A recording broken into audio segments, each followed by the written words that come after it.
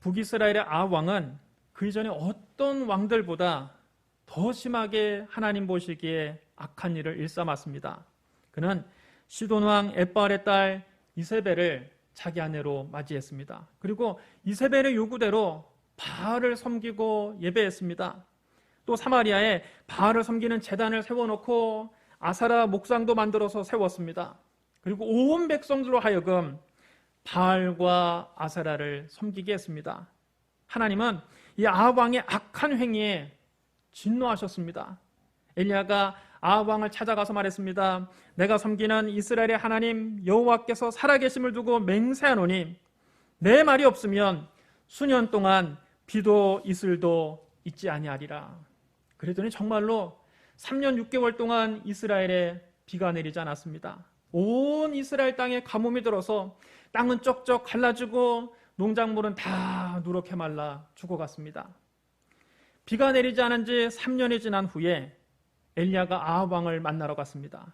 아합이 엘리야를 보자마자 호통을 쳤습니다. 이스라엘을 괴롭게 하는 자여 너냐? 아합 왕은 이스라엘에 3년 6개월 동안 가뭄이 들어서 온 백성이 굶주리고 고통당하게 된 것이 모두 엘리야 탓이라는 겁니다. 적반하장입니다. 이스라엘에 왜 3년 6개월 동안 극심한 가뭄이 들었습니까? 엘리야 때문입니까? 아니죠. 아합 왕과 이스라엘 백성이 하나님을 버리고 바알을 따랐기 때문입니다. 엘리야는 담대하게 아합 왕과 이스라엘 백성의 죄를 지적했습니다. 내가 이스라엘을 괴롭게 한 것이 아니라 당신과 당신의 아버지 집이 괴롭게 하였으니 이는 여호와의 명령을 버렸고 당신이 바알들을 따랐습니다. 엘리야는 아합 왕에게 제안했습니다. 그런즉 사람을 보내 온 이스라엘과 이세벨의 상에서 먹는 바알의 선지자 450명과 아세라의 선지자 400명을 갈멜산으로 모아 내게로 나오게 하소서. 온 백성이 갈멜산에 모였습니다. 엘리야가 갈멜산에 모인 백성에게 나가서 큰 소리로 외쳤습니다. 너희가 어느 때까지 둘 사이에서 머뭇머뭇하려느냐? 여호와가 만일 하나님이면 그를 따르고 바알이 만일 하나님이면 그를 따를지니라. 백성들은 입을 꼭 다물고 한마디도 대답하지 못했습니다. 그들은 입이 10개라도 할 말이 없었습니다. 하나님을 버리고 바알을 섬기다가 3년 6개월 동안 가뭄으로 이렇게 고생하고 있으니 입이 있어도 할 말이 없는 겁니다. 엘리야는 아합 왕과 온 이스라엘 백성이 보는 앞에서 바알의 선지자들과 대결하기로 했습니다. 갈멜산에 바알의 제단과 여호와의 제단을 쌓아놓고 불로응답하는 신을 참 하나님으로 섬기자는 겁니다. 먼저 바알을 섬기는 선지자 450명이 제단을 쌓고 송아지를 잡아서 제단에 얹어놓고 불로응답해달라고 바알에게 기도하기 시작했습니다. 바알이여 우리에게 응답하소서, 바알이여 우리에게 응답하소서. 하지만 아무 소리도 없고 아무 응답하는 자도 없었습니다. 그냥 앉아서 기도해서 안 되니까 그들은 칼과 창을 꺼내서 자기 몸을 찔러가며 피를 냈습니다. 그들의 예배 관습에는 바알이 피를 보면 좋아한다고 여겼기 때문입니다. 그들은 칼과 창으로 자기 온몸에 상처를 내고 피를 내면서 미친 듯이 바알을 불렀습니다. 그러나 역시 아무 소리도 없고 응답하는 자도 없고 돌아보는 자도 없었습니다. 아침에 시작된 기도가 저녁까지 계속됐지만 끝까지 응답이 없었습니다. 바알의 제단에 작은 연기조차 피어오르지 않았습니다. 결국 바알은 응답하지 않는 신이었습니다. 결국 바알은 죽은 신이었습니다. 결국 바알은 거짓 신이었던 겁니다. 저녁 제사가 드릴 때가 되자 엘리야가 온 백성에게 말했습니다. 내게로 가까이 오라. 백성들이 가까이 오자 엘리야는 무너진 여호와의 제단을 수축했습니다. 이스라엘 12지파의 수요를 따라서 돌 12개를 가져다가 그것으로 그 무너진 제단을 다시 쌓았습니다. 이것은 이스라엘 12지파가 모두 다 하나님께로 돌아오라는 뜻입니다. 엘리야가 그 제단 주변에 도랑을 팠습니다. 그 다음 나무를 쌓아 올려놓고 송아지를 잡아서 각을 떠서 그 제단 위에 얹었습니다. 엘리야는 그런 다음 사람들에게 물통 4세다 물을 가득 담아다가 그 제단에 부으라고 했습니다. 그 말에 사람들이 깜짝 놀랐습니다. 제단에 물을 부으면 제물과 장작이 다 물에 푹 젖을 것이고 그러면 그 제단에 불이 붙을 수 없지 않습니까? 사람들이 그대로 하자 엘리야는 한 번 더 물을 부으라고 했습니다. 그들이 그렇게 하자 그는 세 번째로 물을 부으라고 했습니다. 그들이 세 번이나 제단에 물을 쏟아붓자 송아지가 물에 푹 젖고 장작도 물에 다 젖고 그 물이 제단 주위에 흘러서 주위에 파놓은 도랑까지 가득 차게 되었습니다. 그런 다음 엘리야가 하나님 앞에 나가서 기도하기 시작합니다. 아브라함과 이삭과 이스라엘의 하나님 여호와여, 주께서 이스라엘 중에 하나님이신 것과 내가 주의 종인 것과 내가 주의 말씀대로 이 모든 일을 행하는 것을 오늘 알게 하옵소서. 여호와여, 내게 응답하소서. 내게 응답하소서. 이 백성에게 주 여호와는 하나님이신 것과 주는 그들의 마음을 되돌이키심을 알게 하옵소서. 엘리야의 기도가 끝나기가 무섭게 하늘에서 불이 내려와서 물에 흠뻑 젖은 그 송아지와 나무를 다 불로 태워버렸습니다. 심지어는 그 밑에 있는 제단의 돌과 흙까지 새카맣게 태웠을 뿐만 아니라 그 주변에 파놓은 도랑에 있는 물까지 순식간에 다 핥아버렸습니다. 모든 사람이 그 여호와의 제단에 불이 붙어서 활활 타는 모습을 똑똑히 보았습니다. 이것을 본 이스라엘 백성들은 모두 두려워서 그 자리에 넙죽 엎드려 고백했습니다. 여호와 그는 하나님이시로다. 여호와 그는 하나님이시로다. 백성들은 그 자리에서 자기들의 죄를 회개했습니다. 오직 여호와 하나님만이 살아계신 하나님이시요 참 하나님이심이 만천하에 증명된 겁니다. 그때 엘리야가 아합 왕에게 말했습니다. 올라가서 먹고 마시소서. 큰 빗소리가 있나이다. 엘리야는 아합 왕에게 확신을 가지고 말했습니다. 큰 빗소리가 있나이다. 이것은 여러분 믿음의 선포입니다. 3년 6개월 동안 비가 한 방울도 오지 않았습니다. 지금도 하늘에는 구름 한 점 없습니다. 비가 올 기미가 전혀 보이지 않습니다. 눈에는 아무 증거 안 보이고 귀에는 아무 소리 안 들리고 손에는 잡히는 것이 없습니다. 그럼에도 불구하고 엘리야는 큰 비가 내릴 것이라고 담대하게 선포했습니다. 엘리야가 이렇게 담대하게 선포할 수 있는 이유가 무엇입니까? 하나님께서 이제 비를 내려주시겠다고 말씀하셨기 때문입니다. 여러분 열왕기상 18장 1절 말씀을 보십시오. 열왕기상 18장 1절을 보면 많은 날이 지나고 제3년에 여호와의 말씀이 엘리야에게 임하여 이르시되 너는 가서 아합에게 보이라. 내가 비를 지면에 내리리라. 하늘에서 비가 내리지 않은 지 3년 만에 하나님의 말씀이 엘리야에게 임했습니다. 내가 비를 지면에 내리리라. 하나님께서 엘리야에게 이렇게 말씀하셨기 때문에 엘리야가 아합 왕에게 담대하게 큰 빗소리가 있나이다 말할 수 있었던 겁니다. 여러분 믿음이 뭡니까? 하나님 말씀을 붙잡는 것이 믿음입니다. 환경을 바라보면 비가 올 확률은 제로입니다.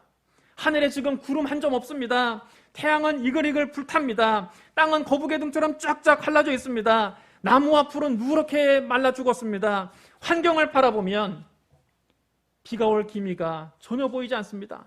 그런데 하나님께서 내가 비를 지면에 내리리라 말씀하셨습니다. 엘리야가 그 하나님 말씀을 붙잡은 겁니다. 눈에 보이는 환경과 눈에 보이지 않는 하나님의 말씀이 서로 충돌할 때 환경을 의지하지 않고 하나님 말씀을 의지하는 것이 바로 믿음입니다. 신약시대 베드로는 갈릴리 호수에서 밤이 새도록 그물을 던졌지만 고기를 한 마리도 잡지 못했습니다. 그때 예수님께서 베드로에게 오셔서 말씀하셨습니다. 깊은 데로 가서 그물을 내려 고기를 잡으라. 상식적으로 여러분 어처구니가 없는 말씀입니다. 갈릴리 호수에서 깊은 데는 물고기가 살지 않습니다. 물고기가 거기에 다니지 않습니다. 얕은 데 먹이가 많아서 물고기들이 다 얕은 데 모여 있습니다. 베드로는 어려서부터 고기잡이로 잔뼈가 굵은 어부입니다. 갈릴리 호수에서 고기가 많은 것을 누구보다 잘 아는 사람이 베드로입니다. 어디에 가면 고기가 있는지 누구보다 잘 아는 사람이 베드로입니다. 하지만 베드로는 자기의 지식과 경험과 상식을 다 내려놓고 예수님의 말씀을 붙잡았습니다. 베드로가 예수님께 뭐라고 고백한 줄 아십니까? 선생님, 우리들이 밤이 새도록 수고하였으되 잡은 것이 없지만은 말씀에 의지하여 내가 그물을 내리리이다. 여러분, 지금 베드로가 뭐라고 말했습니까? 말씀에 의지하여 내가 그물을 내리리이다. 베드로가 예수님의 말씀을 붙잡은 겁니다. 베드로가 예수님의 말씀을 붙잡고 깊은 데 그물을 내렸더니 어떻게 됐습니까? 고기가 너무 많이 잡혀서 그물이 찢어질 지경이었습니다. 그래서 다른 배에 있는 동료들에게 와서 도와달라고 손짓했습니다. 그들이 와서 2배의 고기를 가득 채우자 2배가 너무 무거워서 가라앉을 지경이었습니다. 믿음은 바라는 것들의 실상이요 보이지 않는 것들의 증거입니다. 눈에 보이는 환경과 보이지 않는 하나님의 말씀이 서로 부딪힐 때 눈에 보이는 환경을 의지하지 않고 보이지 않는 하나님의 말씀을 의지하는 것이 바로 믿음입니다. 눈에는 아무 증거 안 보이고 귀에는 아무 소리 안 들리고 손에 잡히는 것이 없어도 하나님 말씀 위에 굳게 서는 것이 바로 믿음입니다. 하나님께서 말씀하시면 반드시 그대로 이루어집니다. 하나님은 엘리야에게 내가 비를 지면에 내리리라 말씀하셨습니다. 엘리야는 그 하나님의 말씀을 그대로 믿었습니다. 그리고 아합 왕에게 담대하게 선포했습니다. 큰 빗소리가 있나이다. 결국에는 하나님 말씀대로 되는 것입니다. 결국에는 마음에 믿은 대로 되는 것입니다. 입으로 선포한 대로 되는 것입니다. 여러분, 다시 한번 강조합니다. 하나님 말씀대로 됩니다. 마음에 믿은 대로 됩니다. 입으로 선포한 대로 됩니다. 엘리야는 아합 왕에게 큰 빗소리가 있나이다 선포한 후에 하나님께 기도했습니다. 엘리야가 갈멜산 꼭대기에 올라가서 하나님께 기도했습니다. 산 꼭대기는 지상에서 하늘과 가장 가까운 곳입니다. 산 꼭대기는 상징적으로 하나님과 보다 가까운 곳을 의미하는 것입니다. 여러분, 오늘날의 산 꼭대기가 어디일까요? 삼각산입니까? 계룡산입니까? 여기서 말하는 산 꼭대기는 그런 물리적인 산을 말하는 것이 아닙니다. 영적으로 하나님과 가장 가까운 곳을 말합니다. 오늘날 하나님과 가장 가까운 곳은 바로 교회입니다. 에베소서 1장 23절에 이렇게 기록되어 있습니다. 교회는 그의 몸이니 만물 안에서 만물을 충만하게 하시는 이의 충만함이니라. 교회는 그리스도의 몸입니다. 사도행전 20장 28절에서는 하나님이 자기 피로 사신 교회라고 말씀하셨습니다.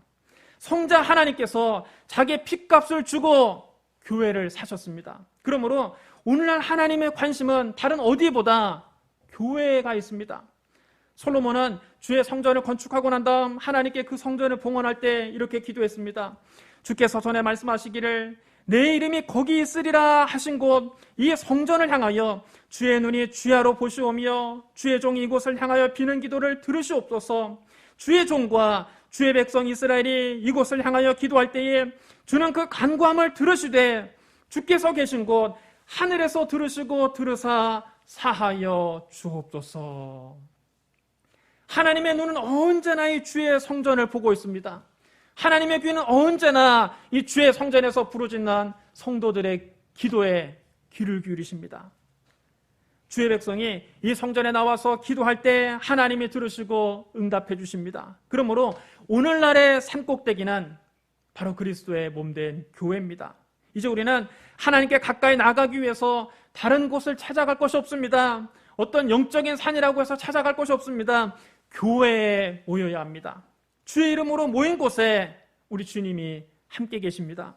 예수님 말씀하셨습니다. 진실로 다시 너희에게 이르노니 너희 중에 2사람이 땅에서 합심하여 무엇이든지 구하면 하늘에 계신 내 아버지께서 그들을 위하여 이루게 하시리라.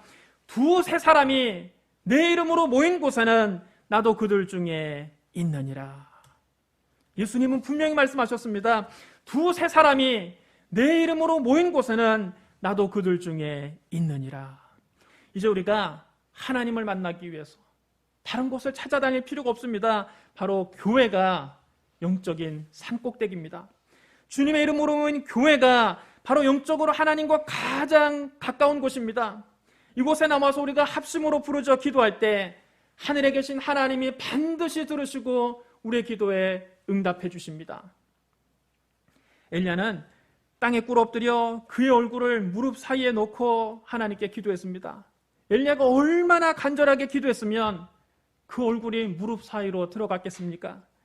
백가죽이 등에 딱 달라붙지 않고는 얼굴이 무릎 사이에 들어가지 않습니다. 엘리야가 백가죽이 등에 달라붙도록 하나님께 간절히 매달려 기도한 것입니다. 우리도 하나님께 기도할 때 엘리야처럼 간절히 부르짖어야 됩니다. 그냥 눈 감고 가만히 앉아서 명상하는 것이 여러분 기도가 아닙니다. 우리에게 심각한 문제가 있을 때는 백가죽이 등에 달라붙도록 하나님께 간절히 매달려서 기도해야 됩니다. 하나님 말씀하셨습니다. 너는 내게 부르짖으라. 내가 너에게 응답하겠고 네가 알지 못하는 크고 은밀한 일을 너에게 보이리라. 시편 120편 1절에도 이렇게 기록되어 있습니다. 내가 환난 중에 여호와께 부르짖었더니 내게 응답하셨도다. 환난 당할 때는 하나님께 부르짖어 기도할 때입니다. 백가죽이 등에 달라붙도록 하나님께 간절히 기도해야 됩니다. 우리가 부르짖어 기도하면 하나님께서 우리의 부르짖음을 들으시고 응답해 주십니다. 오늘 여러분 삶에 문제가 있습니까? 질병이 있습니까? 자녀들 때문에 가슴 아파하십니까? 부모님 때문에 늘 걱정하고 염려합니까? 염려하고 걱정하지 말고 하나님께 부르짖어 기도하십시오. 어떻게 기도해야 됩니까? 백가죽이 등에 달라붙도록 기도하십시오. 머리가 무릎 사이에 들어갈 정도로 기도하십시오. 엘리야가 한 번 기도했을 때 즉각 하나님의 응답이 온 것은 아닙니다. 그러나 엘리야는 한두 번 기도하다가 기도를 포기하지 않았습니다. 엘리야가 머리가 무릎 사이에 들어갈 정도로 하나님께 간절히 기도한 다음 그는 사환에게 이렇게 시켰습니다. 올라가서 바다 쪽을 보고 오너라. 사환이 바다 쪽에 뛰어갔다가 와서 보고합니다. 아무것도 없는데요. 그러자 엘리야가 말합니다. 7번까지 다시 가라. 여러분 이 말씀을 잘 기억하십시오. 이 태도가 중요합니다. 7번까지 다시 가라. 이것은 포기하지 않는 기도를 의미합니다. 낙심하지 않는 기도입니다. 한 번, 두 번 기도하다가 포기하는 사람은 하나님께 응답을 받을 수 없습니다. 엘리야는 구약을 대표하는 선지자입니다. 그런데 엘리야같이 위대한 선지자도 한 번 기도해서 응답받은 것이 아니라 7번까지 엎드려 부르짖어 기도한 후에야 응답을 받았습니다. 그러나 오늘날 너무 많은 성도들이 한두 번 기도해보다가 응답이 없다고 기도를 포기합니다. 에이, 때려치우자. 하나님께서 내 기도는 안 들어주시나 보다. 목사님 기도나 들어주지 나 같은 평신도 기도는 안 들어주나 보다. 또 아예 기도도 안 해보고 하나님이 자기를 안 도와준다고 원망하고 불평하는 성도도 있습니다. 하나님 왜 나를 안 도와주십니까? 왜 나에게 이런 시련을 주십니까? 왜 나에게 이런 고통을 주십니까? 원망하고 불평만 하지 기도하지 않습니다. 그러면 안 됩니다. 항상 기도하고 낙심하지 말아야 합니다. 한 번 기도해서 안 되면 2번 기도하십시오. 2번 기도해서 안 되면 3번 기도하십시오. 엘리야처럼 7번까지 기도하십시오. 응답이 올 때까지 하나님께 기도하십시오.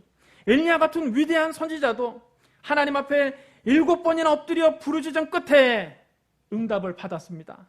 그런데 우리가 무슨 대단한 영성가라고 기도 한 방에 모든 문제를 단번에 해결하려고 합니까? 항상 기도하고 낙심하지 않기를 바랍니다. 응답이 올 때까지 기도를 포기하지 않는 믿음의 성도들이 되시기를 주님의 이름으로 축원합니다. 엘리야가 그의 얼굴을 무릎 사이에 넣고 7번이나 반복해서 기도할 때 7번째에 사환이 헐레벌떡 뛰어와서 이렇게 보고합니다. 저 바다에서 사람의 손만한 구름이 일어났는데요. 여러분 사람의 손만한 구름은 하나님의 응답의 사인입니다.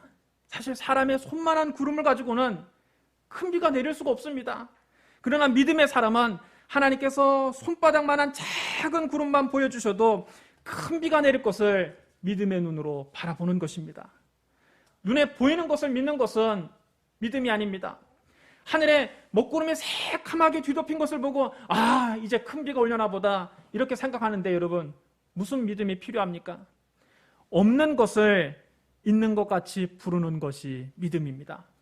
하늘은 파랗게 맑은데 저 하늘 끝에서 손바닥만한 구름이 일어난 것을 보고 이제 하나님께서 큰 비를 내려주시나 보다 생각할 때 믿음이 필요한 것입니다. 여러분 꼭 기억하시기 바랍니다. 믿음은 없는 것을 있는 것 같이 부르는 겁니다. 하나님께서 응답의 사인을 보여주시자 엘리야가 사환에게 시켰습니다. 이제 됐다. 올라가서 아합에게 말하기를 비에 길이 막히지 않도록 마차를 갖추고 내려가소서 하라. 그러자 조금 후에 정말 놀랍게도 구름과 바람이 일어나서 하늘이 캄캄해지더니 큰 비가 내리기 시작했습니다. 소낙비가 내리기 시작했습니다. 장대비가 내리기 시작했습니다. 엘리야가 하나님께 간절히 기도했더니 하늘에서 큰 비가 쏟아졌습니다. 백성들이 회개했더니 3년 6개월 동안이나 가물었던 땅에 소낙비가 내려서 그제야 가뭄이 해갈되었습니다. 여러분, 오늘날 우리도 마찬가지입니다. 이제 이 땅에 코로나19의 감염병 고통이 끝나고 치료의 단비가 내리기를 바랍니다. 불황의 가뭄도 끝나고 축복의 장대비가 내리기를 바랍니다. 그러려면 먼저 우리의 영혼에 성령의 단비가 내려야 합니다. 성경은 말씀합니다. 사랑하는 자여, 네 영혼이 잘됨같이 네가 범사에 잘되고 강건하기를 내가 간구하노라. 먼저 우리의 영혼이 잘돼야 범사도 잘되고 몸도 건강해지는 것입니다. 하나님을 멀리 떠나서 우리 영혼이 잘못되면 범사도 안 되고 몸도 병들게 되어 있습니다. 우리의 삶에 하나님의 축복의 장대비가 내리려면 먼저 우리가 회개하고 우리 영혼이 잘 되어야 합니다. 우리가 하나님을 아버지로 모시고 예수님을 구주로 모시고 성령으로 충만해야 됩니다. 우리의 메마른 영혼에 은혜의 소낙비가 내리면 축복의 장대비, 치료의 단비는 자연히 따라오는 것입니다. 사랑하는 성도 여러분, 도대체 엘리야가 어떤 사람이기에 그가 비가 오지 않기를 기도하면 3년 6개월 동안 비가 내리지 않고 비를 내려달라고 기도하면 다시 비가 내렸을까요? 야고보서 5장 17절로 18절에 이렇게 기록되어 있습니다. 엘리야는 우리와 성정이 같은 사람이로되 그가 비가 오지 않기를 간절히 기도한 적 3년 6개월 동안 땅에 비가 오지 아니하고 다시 기도하니 하늘이 비를 주고 땅이 열매를 맺었느니라. 엘리야가 우리와는 다른 특별한 사람이 아니라는 말씀입니다. 엘리야는 우리와 똑같은 사람이었습니다. 그런데 그가 비가 오지 않기를 기도하자 3년 6개월 동안 비가 내리지 않았습니다. 그가 다시 비가 오게 해달라고 하나님께 기도하자 하늘에서 비가 내렸고 땅의 곡식들이 다시 자라났습니다. 믿음의 기도는 역사하는 힘이 큰 것입니다. 오늘 우리도 하나님께 기도합시다. 빈들의 메마른 풀같이 시들은 우리 영혼에 성령의 단비가 내리도록 기도합시다. 불황으로 고통당하는 자영업자들에게 축복의 단비를 내려달라고 기도합시다. 질병으로 고통당하는 환자들에게 치료의 단비를 내려달라고 기도합시다. 오늘 하나님께서 우리의 기도를 들으시고 우리의 부르짖음을 들으시고 은혜의 소낙비를 부으실 줄 믿습니다. 우리 기도하겠습니다. 사랑이 많으시고 은혜가 풍성하신 하나님 아버지, 우리의 죄를 하나님 앞에 회개합니다. 우리의 교만함을 하나님 앞에 고백합니다. 인간이 교만해서 하나님을 멀리 떠나서 살다가 코로나19라는 재앙을 만났습니다. 이 시간 회개하고 주님께로 돌아옵니다. 주여, 우리에게 치료의 단비를 내려 주시옵소서. 주여, 우리에게 축복의 단비를 부어 주시옵소서. 주여, 우리에게 성령의 단비를 부어 주시옵소서. 빈들의 메마른 풀같이 시들은 우리 영혼에 성령의 단비를 충만히 부어 주시옵소서. 겸손히 하나님을 아버지로 모시고 예수님을 구주로 모시고 성령으로 충만하게 하여 주시옵소서. 이 모든 것이 주님 안에서 회복되게 하여 주시옵소서.